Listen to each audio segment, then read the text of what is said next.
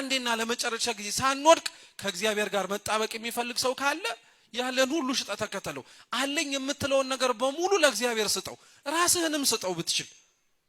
እውነት ያለን ነገር በሙሉ የኛ አይደለም ክርስቲያኖች። ሀብቱ በሉት፣ ንብረቱ በሉት፣ ጤናው በሉት ማን የሰጠን ነው? እግዚአብሔር እኮ የሰጠን ነው። አያሳዝንም ታዲያ? መድኃኒዓለም ደግሞ የሰጠውን መልሶ ይለምናል እኮ። አሁን እኛ ራሱን እሱን እኮ ነበር መለመን የነበረብን። እኛ ግን ተለማኝ ሆነን ተገላቢጦሽ ሆነ፣ ተቀየረ ነገሩ።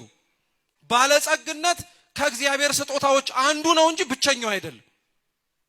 እግዚአብሔር እንደ ስጦታ ጤና የሰጠው ሰው አለ፣ ልጅ የሰጠው ሰው አለ፣ ትዳር የሰጠው፣ ዕውቀት የሰጠው፣ ወላጅ የሰጠው ሰው እኮ አለ።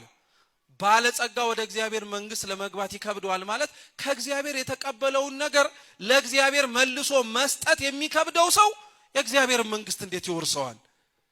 እንዴት ልጆቻችንን ለእግዚአብሔር መስጠት ከበደን? እሱ ሰጥቶን። እንዴት ራሳችንን ለእግዚአብሔር መስጠት ከበደን? እሱ ፈጥሮን። እንዴት ራሳችንን ቤተክርስቲያን ማምጣት ከበደን? ደጆቹን ሳይዘጋው። አያችሁት ክርስቲያኖች? የዘላለም ህይወትን እንድወርስ ምን ላርግ ብላችሁ የምትጠይቁ ከሆነ ራሳችሁን ስጡ ነው መልሱ።